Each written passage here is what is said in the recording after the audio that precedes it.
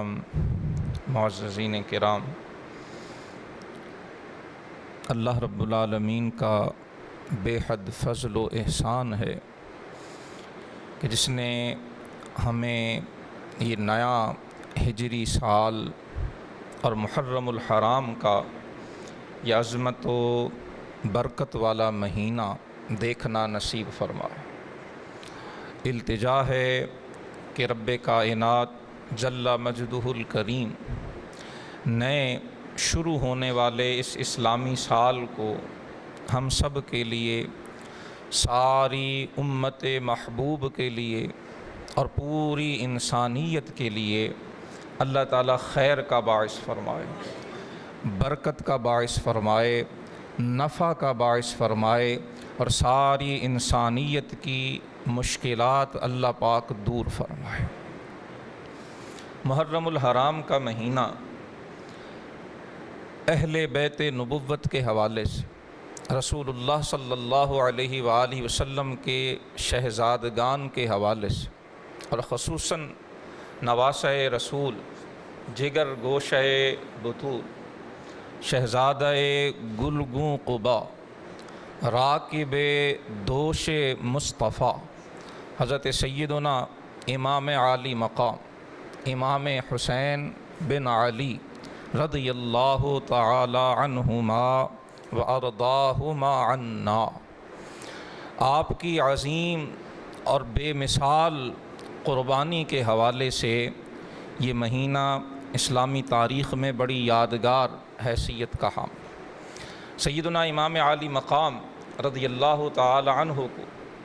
اللہ پاک نے جو امتیازات، جو خصوصیات،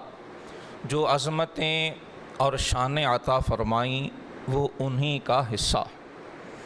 آپ رسول اللہ صلی اللہ علیہ وآلہ وسلم کی اہل بیت کے عظیم فرد اور حضور کی اہل بیت، حضور کا خاندان، رسول اللہ صلی اللہ علیہ وآلہ وسلم کی آل مبارکہ، حضور کی ذریت طاہرہ، ان کی شان کیا ہے، ان کا مقام کیا ہے اور مسلمان پر ان سے محبت کرنا کتنا ضروری ہے، آج ہم اسی کو سمجھنے کی کوشش کریں۔ اسی حوالے سے سورہ آل عمران کی آیہ نمبر 61 ہم نے خطبہ جمعہ میں تلاوت اور سماعت کرنے کا شرف حاصل کیا۔ مفسرین کرام فرماتے ہیں کہ سورہ آل عمران کی یہ ابتدائی 60 سے زائد آیات یہ اس موقع پر نازل ہوئیں جب بنو نجران، جو عربوں کے عیسائیوں کا سب سے بڑا قبیلہ تھا، ان عیسائیوں کا وفد رسول اللہ صلی اللہ علیہ وآلہ وسلم کی بارگاہ میں حاضر ہوا اور آپ صلی اللہ علیہ وآلہ وسلم نے انہیں دعوت اسلام پیش کی۔ انہوں نے اسے قبول کرنے سے انکار کیا اور کہا کہ ہم تو پہلے ہی اسلام قبول کر چکے ہیں، ہمارا دین عیسائیت وہ حق ہے اور اس کے بعد ہمیں کسی اور نبی پر ایمان لانے کی ضرورت نہیں۔ آپ صلی اللہ علیہ وآلہ وسلم نے ان کے اس دعوے کی تردید فرمایا تمہارا یہ دعویٰ غلط ہے، تم حضرت عیسیٰ علیہ السلام کے بارے میں بے رہ روی کا شکار ہو چکے، تم انہیں نعوذ باللہ خدا کا بیٹا کہتے ہو، انہیں ابن اللہ کہتے ہو اور اللہ کی ذات اولاد سے پاک۔ جب آپ نے یہ فرمایا تو وہ بڑی ڈھٹائی سے کہنے لگے کہ محمد صلی اللہ علیہ وسلم، اگر آپ کہتے ہیں کہ عیسیٰ علیہ السلام خدا کے بیٹے نہیں ہیں تو پھر بتائیے ان کا باپ کون ہے؟ آپ جو پیغام، جو قرآن لے کے آئے ہیں اس میں بھی یہ مذکور ہے کہ ان کا باپ انسانوں میں سے کوئی نہیں، جب باپ نہیں تو نعوذ باللہ وہ خدا کے بیٹے۔ جب انہوں نے یہ حجت اور دلیل پیش کی، اللہ پاک نے سورہ آل عمران کی آیہ نمبر 59 ارشاد فرمایا ان مثل عیسیٰ عند اللہ کمثل آدم خلقہ من تراب ثم قال له کن فیکون۔ بڑے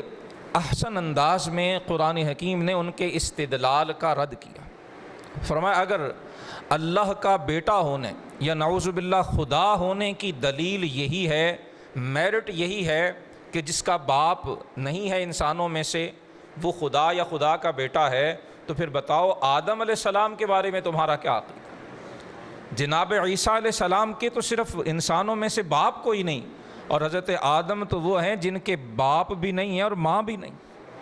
ان مثل عیسیٰ عند اللہ کا مثل آدم، فرمایا اگر الوہیت کا معیار جو تم بتاتے ہو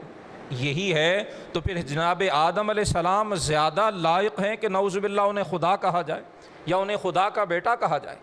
حالانکہ ہرگز ایسا نہیں ہے۔ جناب آدم علیہ السلام ماں اور باپ دونوں کے بغیر پیدا ہونے کے باوجود اللہ کے بندے ہیں، اللہ کے نبی ہیں، اللہ کے عزت والے رسول ہیں۔ اسی طرح سے جناب عیسیٰ علیہ السلام بھی اللہ کے معزز بندے ہیں، اللہ کے عزت والے نبی ہیں، رب کے کرامت والے رسول ہیں، نہ خدا ہیں نہ خدا کے بیٹے۔ جب اس دلیل کا وہ کوئی جواب نہ دے سکے اور اس کے باوجود تسلیم کرنے پہ آمادہ نہ ہوئے تو پھر آیہ نمبر 61 اتاری گئی۔ فرمایا فَمَنْ حَاجَّكَ فِيهِ مِن بَعْدِ مَا جَاءَكَ مِنَ الْعِلْمِ، دلائل مکمل ہو چکے، استدلال واضح کر دیا گیا۔ اب اس علم کے آنے کے باوجود بھی اگر یہ آپ کی بات نہیں مانتے تو آپ انہیں دعوت مباہلہ دیجیے۔ فَقُلْ، محبوب پھر انہیں کہہ دیجئے، تعالوا ندعو ابناءنا و ابناءکم، تم اپنی بیٹوں کو لاؤ ہم اپنے بیٹے لاتے ہیں، ونساءنا و نساءکم، تم اپنی خواتین کو ساتھ لاؤ ہم بھی اپنی خواتین کو لاتے ہیں، وانفسنا و انفسکم، تم بھی آؤ اور ہم بھی آتے ہیں۔ پھر دونوں مل کر اب جو نقطہ اختلاف ہے وہ کیا ہے؟ اللہ کے رسول فرما رہے ہیں جناب عیسیٰ اللہ کے بندے اور رسول ہیں، اللہ کی ذات اولاد سے بیوی سے پاک ہے، اور عیسائیوں کا دعویٰ ہے کہ عیسیٰ علیہ السلام خدا کے بیٹے ہیں، نعوذ باللہ۔ فرمایا کہ تم بھی آؤ اپنی اولادوں کو، اپنی بیویوں، اپنی خواتین کو بھی لاؤ، ہم بھی آتے ہیں، اور پھر ثم نبتہل، پھر ہم مباہلہ کرتے ہیں، فنجعل لعنت اللہ علی الکاذبین، پھر دونوں مل کر یہ دعا مانگتے ہیں کہ مولا جو ہم میں سے جھوٹا ہے اس پہ اپنی لعنت نازل فرما، اسے نمونہ عبرت بنا دے، پتہ چل جائے کہ جھوٹا عقیدہ کس کا ہے، غلط اور باطل کون ہے، اور حق اور سچ پہ کون ہے، اور سچا عقیدہ کس کا۔ وقت طے ہو گیا، وہ مدینہ طیبہ آیا ہوا تھا ان کا وفد، کل یا پرسوں یا جو بھی دن طے ہوا، اس روز رسول اللہ صلی اللہ علیہ وآلہ وسلم وہ تو آئے ہوئے تھے پہلے ہی، حضور نے ان کے پاس جانا تھا۔ جب آپ تشریف لائے تو روایات میں تمام مفسرین نے ذکر فرمایا کہ حضور اس شان سے تشریف لائے کہ امام حسین کو گود میں اٹھایا ہوا ہے،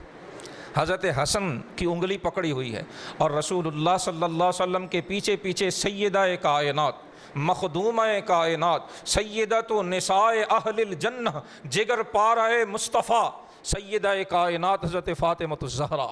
اور ان کے ساتھ ساتھ مولا الاسلام والمسلمین، خلیفہ راشد، امیر المومنین سیدنا علی المرتضیٰ، شیر خدا کرم اللہ وجہہ الکریم۔ جب حضور اس شان سے تشریف لائے تو عیسائیوں کے وفد کا جو سربراہ تھا، جو ان کا سردار تھا، اس نے اپنے لوگوں سے مخاطب ہو کے کہا کہ خبردار ان سے مباہلہ مت کرنا، انی لأرا وجوہا، تمہیں نہیں پتا لیکن میری آنکھیں وہ مقدس چہرے دیکھ رہی ہیں، میری آنکھیں وہ نورانی صورتیں دیکھ رہی ہے، میری آنکھیں وہ حسین چہرے ملاحظہ کر رہی ہے کہ اگر یہ پاکیزہ چہروں والے اللہ سے یہ دعا مانگیں کہ اس پہاڑ کو اٹھا کے دوسری جگہ رکھ دے تو اللہ ان کی دعا کو رد نہیں فرمائے گا۔ پہاڑ کا اپنی جگہ بدلنا ایک طرح سے ناممکن ہے، گویا اس نے یہ کہا کہ یہ وہ ہستیاں ہیں، اگر کسی ناممکن کی بھی دعا مانگیں گے قادر و قیوم اسے ممکن بنا کے دکھا دے۔ خبردار اگر ان سے مباہلہ کیا تو یوں رسوا ہوگے، تمہارا نام و نشان بھی نہیں بچے گا۔ اور بعض روایات میں کہ اس نے کہا کہ لوگو تم جانتے ہو کہ محمد صلی اللہ علیہ وسلم اللہ کے سچے رسول ہیں، اور جس کسی نے اللہ کے نبی سے مباہلہ کیا ہے وہ زندہ باقی نہیں بچا ہے، اس کا نام و نشان تک مٹ گیا ہے، لہٰذا خبردار ان کی نبوت کو نہیں ماننا تو مت مانو لیکن مباہلہ مت کر۔ جب حضور تشریف لائے وقت مقرر پر، انہوں نے مباہلہ کرنے سے انکار کر دیا اور انہوں نے کہا کہ ہم اپنا عقیدہ بھی نہیں چھوڑنا چاہتے، ہم اپنا مذہب بھی نہیں چھوڑنا چاہتے، ہم آپ کو جزیہ دیا کریں گے اور اپنے مذہب عیسائیت پر ہم قائم رہیں گے۔ رسول اللہ صلی اللہ علیہ وآلہ وسلم نے ان کی اس درخواست کو قبول فرما لیا، مباہلہ نہیں ہوا۔ حضور نے انہیں ان کے دین پر قائم رہنے کی اجازت دی اور طے پا گیا کہ اتنی مقدار میں وہ جزیہ اللہ کے نبی صلی اللہ علیہ وآلہ وسلم کو عطا فرماتے رہے۔ اور پھر رسول اللہ صلی اللہ علیہ وسلم نے صحابہ سے مخاطب ہو کے فرمایا کہ میرے صحابہ، اگر یہ لوگ مباہلہ کرتے تو حضور نے فرمایا اللہ انہیں خنزیر اور بندروں کی صورت میں جو ہے وہ مسخ فرما دیتا، ان کے چہرے بدل دی جاتے، اور جو ان کی اولادیں پیچھے نجران میں ان کے خاندان تھے، فرمایا 1 سال کا عرصہ گزرنے سے پہلے ان سب کا نام و نشان تک مٹا دیا جاتا۔ فرمایا ان کی وادیاں آگ سے بھر جاتی، اور اگر میں ان کے خلاف دعا مانگتا۔ اور حدیث میں حضور نے جب ان ہستیوں کو آپ اپنے ساتھ لے کر گئے، حسنین کریمین، سیدہ کائنات، مولا علی مشکل کشا، حضور نے فرمایا میں دعا مانگوں گا، تم نے آمین کہنا۔ جب میں دعا مانگوں، ان سے مباہلہ ہو، میں دعا مانگوں گا، تم آمین کہنا۔ حضور فرماتے اگر میں دعا مانگتا، یہ میرے اہل بیت آمین کہتے، تو بخدا ان میں سے ایک بھی اپنی اصل شکل و صورت کے ساتھ واپس نہ پلتا۔ یہ آیت کریمہ اور یہ واقعہ مباہلہ، یہ اس بات کا اظہار ہے کہ رسول اللہ کے سارے اہل بیت، اور یاد رکھیں اہل بیت میں رسول اللہ کی ازواج بھی شامل ہیں، اور صحابہ کرام علیہم رضوان سے ثابت ہے اہل بیت میں حضرت علی کی آل، حضرت جعفر کی اولاد، حضرت عقیل کی اولاد اور حضرت حارث بن عبد المطلب رضی اللہ تعالی عنہم اجمعین، ان سب کی اولاد وہ اہل بیت میں شامل ہے۔ لیکن ان سارے اہل بیت میں سے جو خصوصیت ان 5 ہستیوں کی ہے، جنہیں پنجتن پاک کہا جاتا ہے، یہ اپنی عظمت و شان کے لحاظ سے بقیہ اہل بیت میں بھی نمایاں شان کے حامل ہیں۔ اللہ کے حبیب علیہ الصلاۃ والسلام نے متعدد مواقع پر امت کو اپنی اہل بیت کے ساتھ خیر خواہی کا حکم دیا،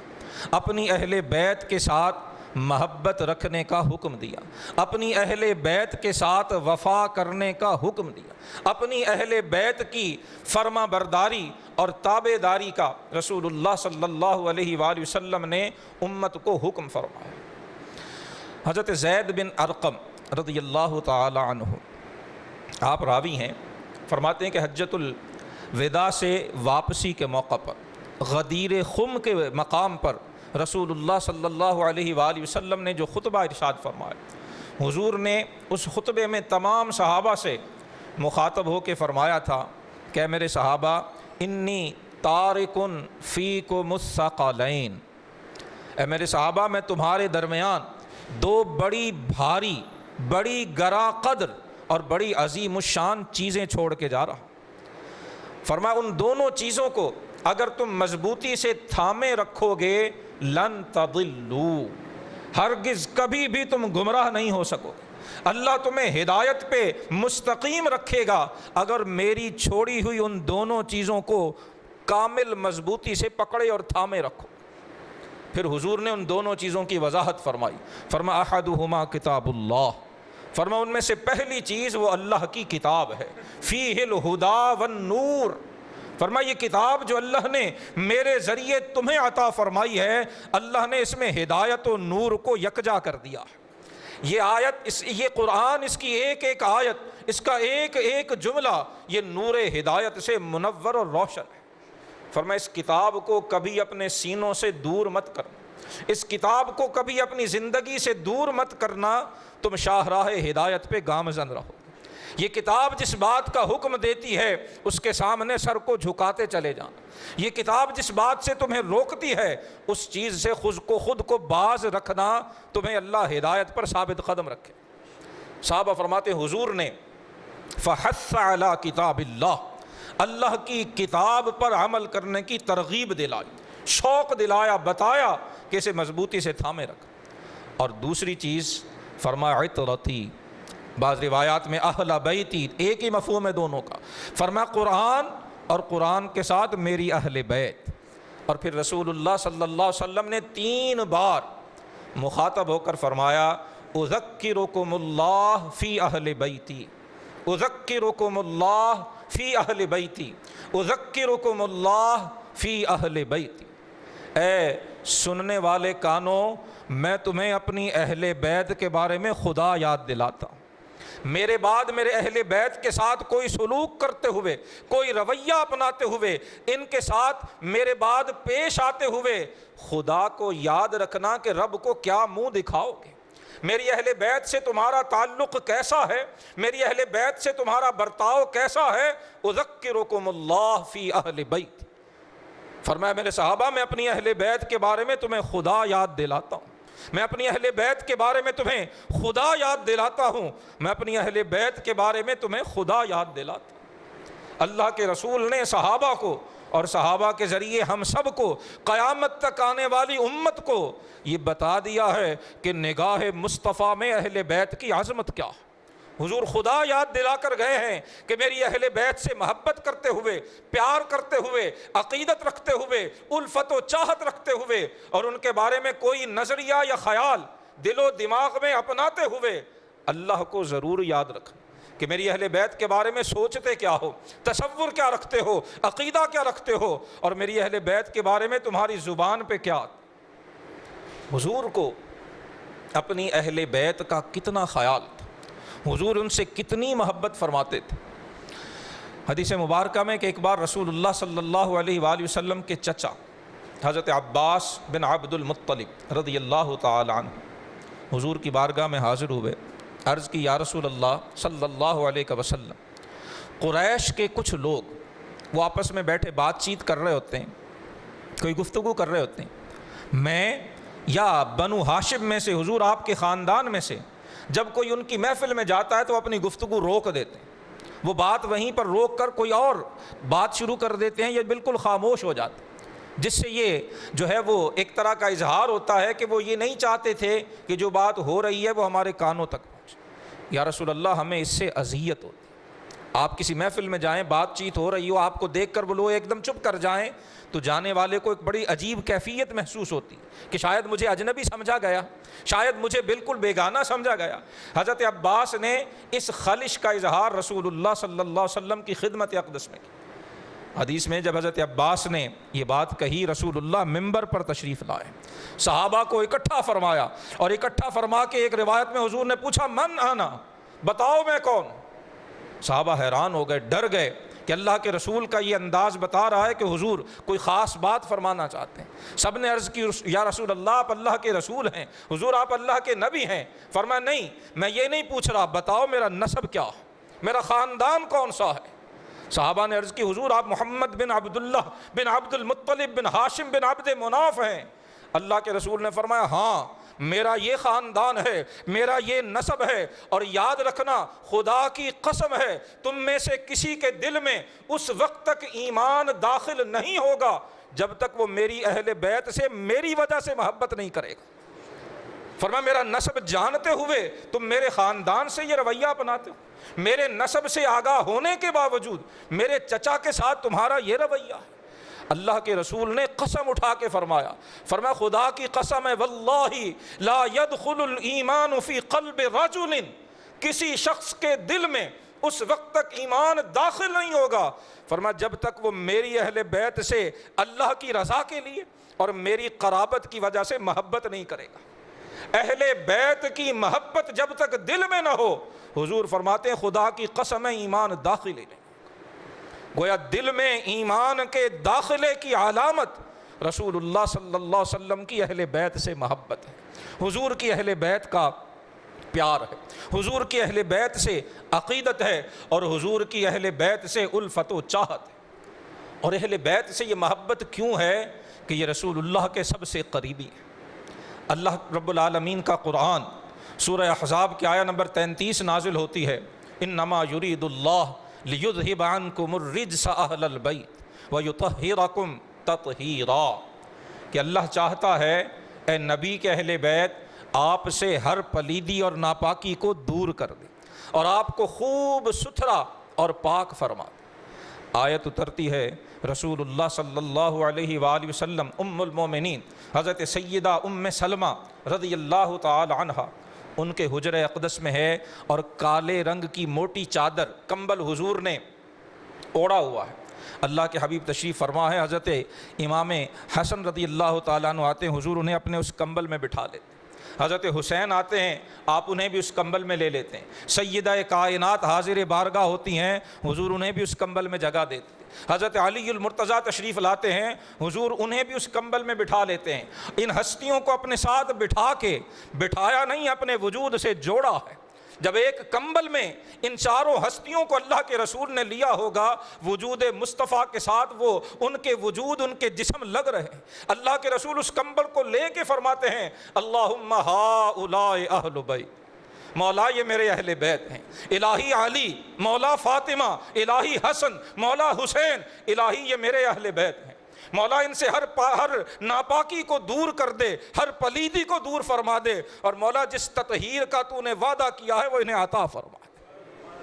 اللہ کے رسول انہیں اپنے ساتھ بٹھا کے فرماتے ہیں، اللہم ہؤلاء اہل بیت۔ ان ہستیوں کی محبت رسول اللہ کی محبت کی دلیل ہے۔ جس کے دل میں رسول اللہ کی محبت ہے، اس کے دل میں حضور کی آل کی محبت لازم۔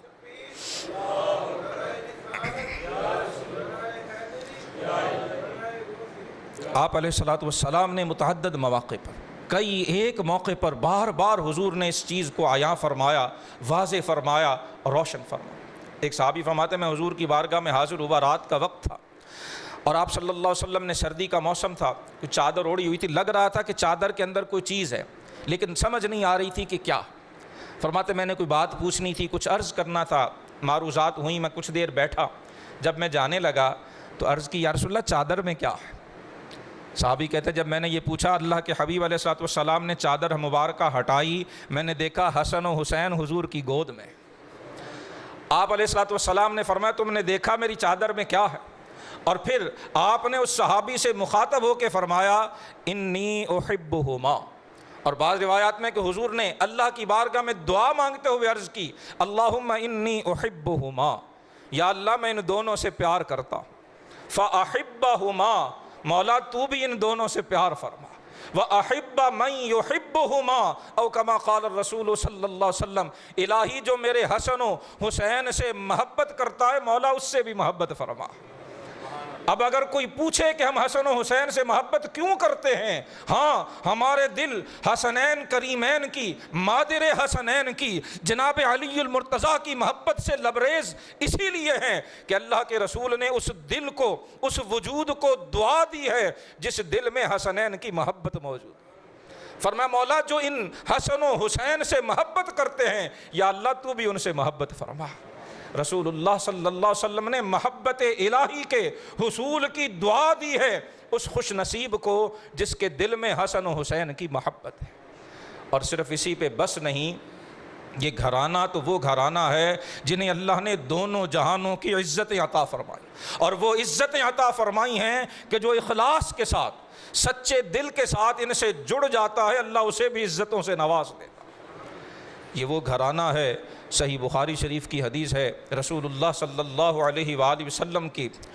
آخری ایام ہیں، آپ علالت کی حالت میں ہیں، سیدہ کائنات، مخدومہ کائنات حضرت فاطمہ الزہرا سلام اللہ علیہا ورضی اللہ عنہا حاضر بارگاہ ہوتی ہیں۔ آپ صلی اللہ علیہ وسلم اپنی صاحبزادی کو، اپنی نور نظر کو قریب بلاتے ہیں، اور خاتون جنت کے کان میں حضور کوئی بات ارشاد فرما۔ حجرے میں جو دوسرے لوگ بیٹھے انہیں کچھ پتہ نہیں چلا کہ حضور نے کیا کہا، بڑی رازداری سے حضور نے حضرت فاطمہ کے کان میں کوئی بات کہی۔ سیدہ کائنات نے سنا تو رونے لگ گئی، آنکھوں سے اشک رواں ہو گئے، آنکھیں بہنا شروع ہو گئیں۔ آپ صلی اللہ علیہ وسلم نے جب دیکھا، اور یہ یاد رکھیے گا حدیث صحیح ہے بخاری شریف کے اندر، دیگر کتب احادیث میں ہے، رسول اللہ صلی اللہ علیہ وسلم کا فرمان ہے، فاطمہ تو بضعۃ منی، فرمایا فاطمہ میرے جگر کا ٹکڑا ہے، فاطمہ وجود محمد کا حصہ ہے، فاطمہ جسد محمدی کا عزت و کرامت والا حصہ ہے، من ابغضہا فقد ابغضنی۔ اللہ کے رسول فرماتے جس نے فاطمہ سے بغض رکھا، جس نے فاطمہ سے دشمنی رکھی ہے اس نے فاطمہ سے نہیں مجھ محمد مصطفیٰ سے دشمنی رکھی ہے۔ وَمَنْ أَحَبَّهَا فَقَدْ أَحَبَّنِي، اور جس نے میری فاطمہ سے محبت رکھی ہے، پیار رکھا ہے، احترام رکھا ہے، جس کے دل میں فاطمہ کی حیا ہے، اللہ کے رسول فرماتے اس کے دل میں میری محبت موجود ہے۔ فرمایا یریبنی ما ارابہا یؤذینی ما آذاہا، فرمایا جو چیز فاطمہ کے دل کو بے چین کرتی ہے وہ محمد مصطفیٰ کے دل کو پریشان کرتی ہے۔ جو چیز فاطمہ کو اذیت دیتی ہے اللہ کے رسول نے فرمایا وہ مجھ محمد مصطفیٰ کو اذیت دیتی ہے۔ یہ سیدہ کائنات مخدومہ کائنات ہیں۔ حضرت عائشہ فرماتی ہیں جب بھی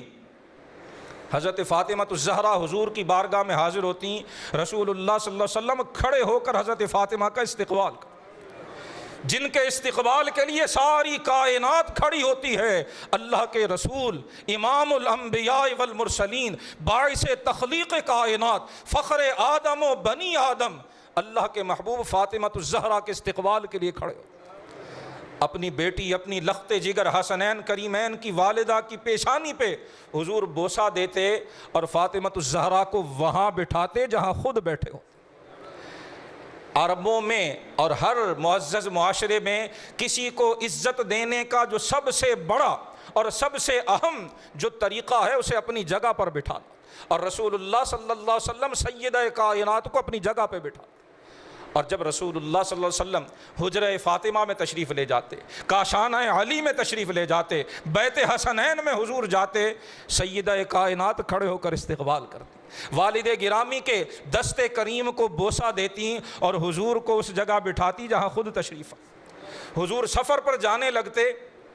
سارے اہل بیت سے ملاقات ہوتی، سب گھر والوں سے آپ کو انہیں شرف ملاقات بخشتے، سب سے آخر میں حضور جن سے ملا کرتے وہ حضرت فاطمہ الزہرا۔ جب حضور سفر سے واپسی پہ آتے سب سے پہلے گھر والوں میں سے جسے دیکھنا، جس سے ملنا آپ کو پسند ہوتا وہ فاطمہ الزہرا ہوتا۔ حضور علالت میں ہیں، کان میں سرگوشی کی، سیدہ کائنات رونے لگ گئیں۔ اللہ کے رسول نے دوبارہ حضرت فاطمہ کو اشارہ کیا، آپ نے کان قریب کیا، حضور نے دوبارہ سرگوشی کی، حضرت فاطمہ ہنسنے لگ گئی۔ حضرت عائشہ کہتی ہیں میں بڑی حیران ہوئی، میں نے آج سے پہلے، حضرت فاطمہ سے کہنے لگی کہ آج سے پہلے میں نے دکھ اور خوشی کو یوں اتنا قریب نہیں دیکھا۔ ایک پل پہلے آپ رو رہی تھیں، ایک لمحے بعد مسکرانا اور ہنسنا شروع کر دیا۔ کیا بات آپ کے کان میں اللہ کے رسول نے کہی؟ حضرت فاطمہ نے عرض کی میں اللہ کے رسول کے راز کو ظاہر نہیں کر سکتا۔ حضرت فاطمہ نے نہیں بتایا۔ حضرت عائشہ کہتی جب رسول اللہ صلی اللہ علیہ وسلم کا وصال ہو گیا، حضور پردہ فرما گئے، میں نے پھر ایک موقع پر حضرت فاطمہ کو قسم دے کے کہا کہ فاطمہ میں تمہاری ماں کی جگہ پہ ہوں، میں رسول اللہ کی زوجہ محترمہ ہوں، میں اپنے حق کا واسطہ دے کر پوچھتی ہوں مجھے بتاؤ رسول اللہ نے تمہارے کان میں کیا کہا تھا؟ حضرت فاطمہ نے فرمایا ہاں اب اس راز کو ظاہر کرنے کا وقت ہے، اس میں حرج نہیں۔ فرماتی ہے جب پہلی بار حضور نے میرے کان میں سرگوشی کی تو مجھے فرمایا کہ فاطمہ جبریل ہر سال ایک بار میرے ساتھ قرآن کا دور فرماتے تھے، اس سال 2 بار دور کیا ہے، یہ علامت ہے کہ یہ میری دنیا سے رخصتی کا وقت ہے، اے فاطمہ میں اس دنیا سے پردہ کر جاؤں گا۔ فرماتی جب اللہ کے رسول کے فراق کا میں نے سنا تو میں اپنے آپ پہ قابو نہیں رکھ سکی، میری آنکھیں بہنا شروع ہو گئی۔ جس سے محبت ہوتی ہے، جس سے پیار ہوتا ہے، جس سے قلبی ربط اور دلی تعلق ہوتا ہے، جب اسے کوئی تکلیف ہو یا اس کی جدائی کا انسان سنتا ہے تو پھر آنسو بہانا نہیں پڑتے، آنسو خود بخود بہنا شروع ہو جاتے۔ سیدہ کائنات فرماتی حضور کے وصال کا سن کے میں خود پہ قابو نہیں رکھ پائی، اور کہا کہ ہنسنے کی وجہ کیا تھی؟ فرمایا پھر حضور نے دوبارہ میرے کان میں یہ سرگوشی کی کہ فاطمہ میرے اہل بیت میں سب سے پہلے جو میں عالم برزخ میں مجھ سے ملے گا وہ آپ ہی ہوگی، میرے گھر والوں میں سے میرے پاس عالم برزخ میں سب سے پہلے آپ ہی تشریف لائیں گی، اور اے فاطمہ کیا آپ اس پہ راضی نہیں ہیں کہ آپ جنتی عورتوں کی سردار ہیں؟ اللہ نے آپ کو جنتی عورتوں کی سردار ہونے کا مقام عطا کیا۔ اہل بیت نبوت وہ ہیں، سیدہ کائنات جنتی عورتوں کی سردار ہیں، اور ان کے شہزادے حسن و حسین جنتی جوانوں کے سردار ہیں، اور علی المرتضیٰ کی محبت جس دل میں نہ ہو اس دل کو جنت میں داخلہ نصیب بھی نہیں ہوگا۔ یہ جنتی گھرانہ ہے، یہ جنت کے مالک ہیں، ان کے قدموں سے جڑنے والوں کو، ان سے پیار کرنے والوں کو، ان کے نقش قدم کو رہنما بنانے والوں کو اللہ جنت کی خیرات عطا فرمائے۔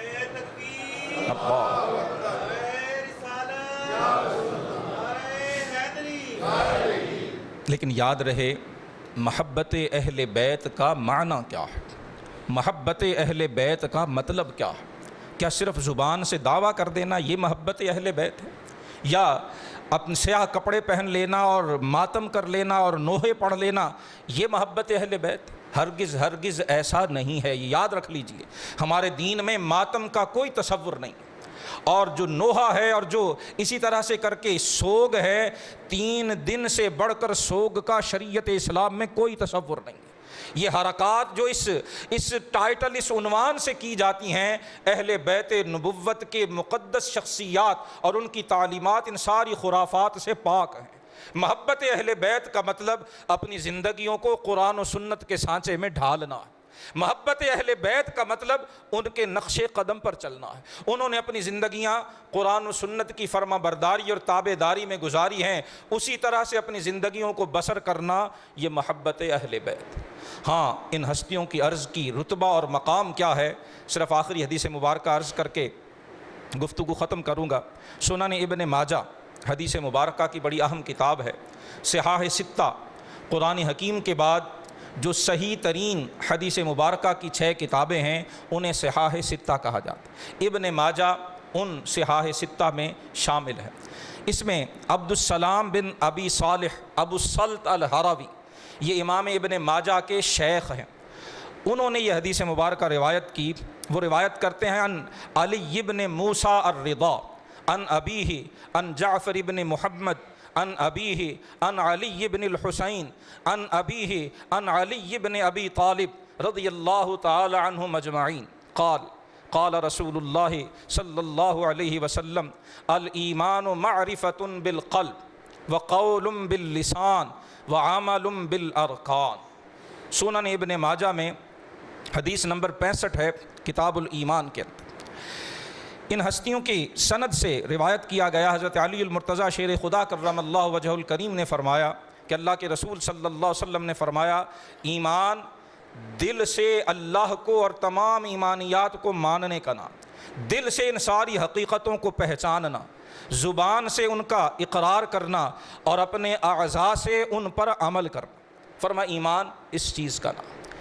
اس حدیث مبارکہ کی سند میں رسول اللہ کی آل بیت کے اسماء مبارکہ، حضرت علی المرتضیٰ، حضرت حسین، حضرت علی بن حسین جنہیں زین العابدین کہا جاتا ہے، حضرت محمد الباقر، حضرت جعفر الصادق، حضرت موسیٰ الکاظم اور حضرت علی الرضا جو امام موسیٰ کاظم کے صاحبزادے۔ امام ابن ماجہ کے شیخ ابو السلط الہروی وہ فرماتے ہیں کہ اس حدیث کی سند کی برکت کیا ہے۔ یہ صحاح ستہ کی حدیث ہے، حدیث کے الفاظ ہم نے سن لیے، صرف سند میں کیا ہے، راویوں کے نام ہیں، اور وہ سارے کے سارے راوی رسول اللہ کی آل کے شہزادے ہیں۔ امام ابن ماجہ کے شیخ فرماتے ہیں کہ اس سند کی برکت یہ ہے، رسول اللہ کی آل کے نام زبان پہ لانے کی برکت یہ ہے کہ یہ سند اگر کسی مجنوں پر جس کا دماغی توازن ٹھیک نہیں ہے، اگر کسی مجنوں کے سامنے یہ سند پڑھ کر اسے دم کیا جائے، ان ناموں کی برکت سے اللہ اسے شفا عطا فرمائے۔ لو قرئ ھذا الاسناد علی مجنون لبرأ، اور اس سند میں ہے کیا، رسول اللہ کی آل کے شہزادوں کے نام ہیں۔ علی المرتضیٰ کا اس میں گرامی ہے، حسین ابن علی رضی اللہ عنہ کا اس میں گرامی ہے، علی بن حسین زین العابدین کا اس میں گرامی ہے، محمد الباقر کا اس میں گرامی ہے، جعفر صادق کا اس میں گرامی ہے، موسیٰ القاسم کا اس میں گرامی ہے، اور علی الرضا کا اس میں گرامی ہے۔ یہ محدثین فرما رہے ہیں کہ یہ نام پڑھ کر اس پر دم کیا جائے جس کے دماغی توازن میں خلل ہو، ان ناموں کی برکت سے اللہ اسے شفا عطا فرمائے۔ جن ہستیوں کے نام میں اللہ نے یہ برکت رکھی ہے، ان ہستیوں کے وجود کا برکتیں طواف کیسے کرتی ہوں، جس محفل میں ان کا ذکر ہوتا ہوگا رب کی رحمتیں کیسے چھما چھم برستی ہوں گی، اس حدیث سے اندازہ لگایا جا سکتا ہے۔ دعا ہے اللہ سبحانہ و تعالی ہمیں اہل بیت نبوت کی محبت نصیب فرمائے، اس محبت کے صحیح مفہوم کا اللہ پاک شعور نصیب فرمائے، اور اپنی زندگیوں کو قرآن و سنت کے سانچے میں ڈھالنے کی توفیق عطا فرمائے۔ وآخر دعوایا ان الحمد للہ رب العالمین۔